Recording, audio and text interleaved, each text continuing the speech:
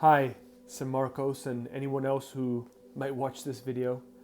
I'm currently reading through the books of 1st and 2nd Chronicles, which are really one book divided into two, and these books are really the story of David and his descendants. King David, the king of Israel, his son Solomon, and the line that came through David, the line of kings that remained in Judah, in the southern kingdom of a divided nation, Israel to the north, Judah to the south.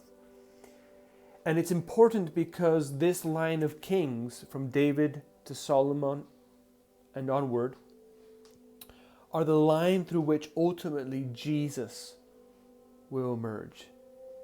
Jesus will come from this line. Out of this line, we will get to Jesus, the Savior of the world.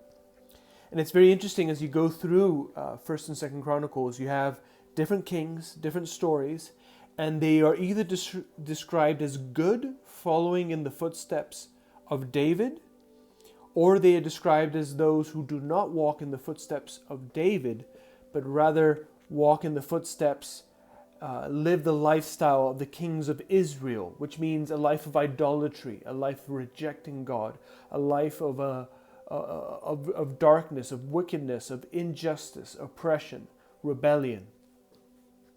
It's very interesting, though, to read the account of two different kings described as kings who did not do right, but that reacted very differently to an experience of distress, an experience of chaos and turmoil and fear. And I think that these stories have a lot to teach us in times of uncertainty, chaos, and fear. First, we have Ahaz. Ahaz, his story begins in 2nd Chronicles 28. He's a man who begins to reign at 28 years of age, and he experiences military defeat.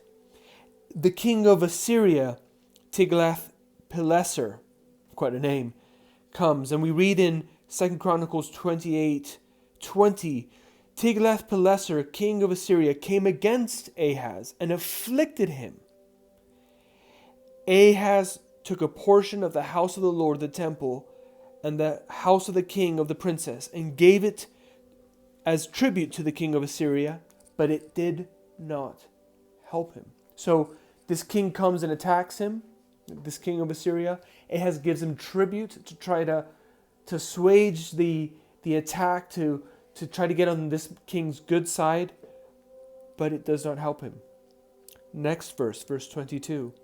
In the time of his distress, he became yet more faithless to the Lord. He already was faithless, but he became more faithless. This same King Ahaz. He sacrificed to gods of Damascus that had defeated him. He had experienced defeat from the king of Syria, from the Syrians, before the Assyrians, and he appealed to the gods of the Syrians, hoping that they would rescue him. But we read that it did him no good. He thought, the gods of the kings of Syria helped them. I will sacrifice to them that they might help me. But they were the ruin of him and all of Israel. So here's a wicked king who, as he sees his life fall apart around him, moves away from the Lord and seeks the help of the gods of those who had and were defeating him, who seeks to buy his way out of trouble, who seeks to go after other gods to see if they will rescue him, and they do not help. A little later we have the story of one of his descendants, Manasseh. This is in 2nd Chronicles 33. We read in 2nd Chronicles 33 verse 1, Manasseh was 12 years old when he began to reign, and he reigned 55 years in Jerusalem. Verse 2, and he did what was evil in the sight of the Lord, according to the abominations of the nations whom the Lord drove out before the people of Israel. This is a bad guy. He's also a bad guy, just like Ahaz. He does horrible things. We're told that he behaves like the nations that had been driven out by Israel, that had previously occupied that land. But it's worse. Look at verse 6. He burned his sons as an offering in the valley of the son of Hinnom.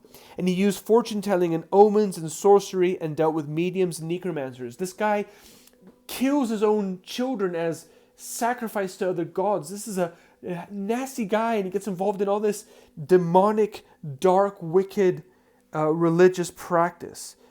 And we're told he did much evil in the sight of the Lord, provoking him to anger. It is really, really terrible. In verse 9, we're told Manasseh led Judah and the inhabitants of Jerusalem astray to do more evil than the nations whom the Lord destroyed before the people of Israel. I mean, Manasseh is taking evil and wickedness and disobedience and rebellion to a whole new level. Now watch what happens. Verse 10, the Lord spoke to Manasseh and to his people, but they paid no attention. Then we see that the king of Assyria, another king of Assyria, comes up against Manasseh and captures Manasseh.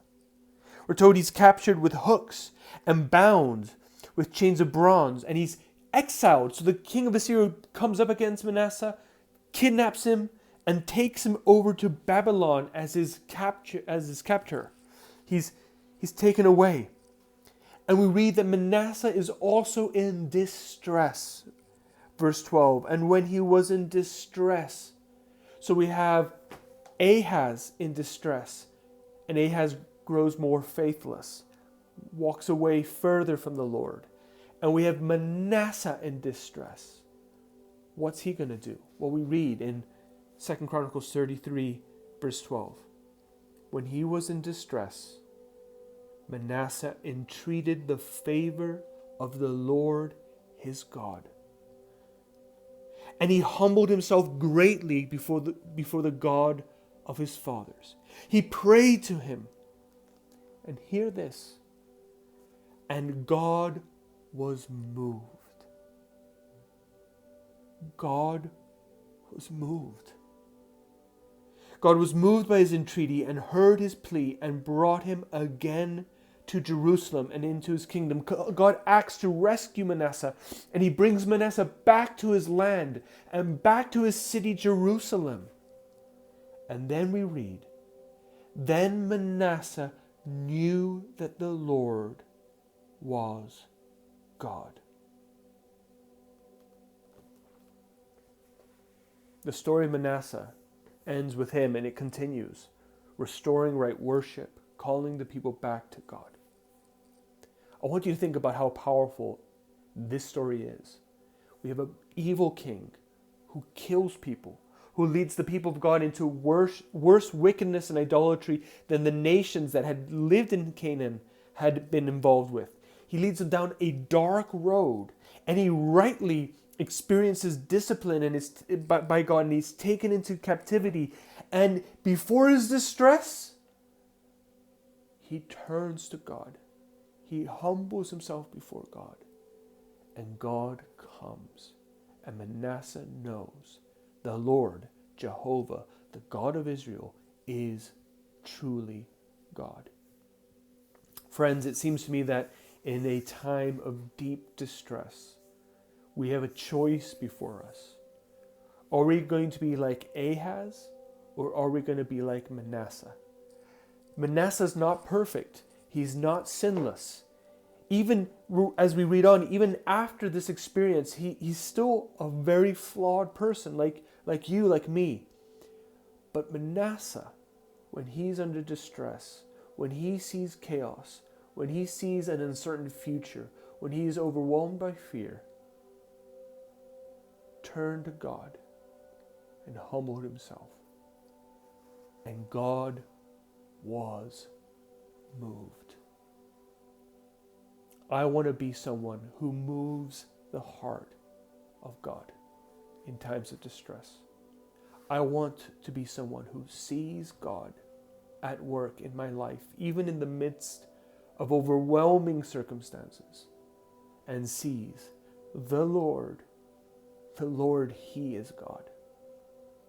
Friend, what are you going to do?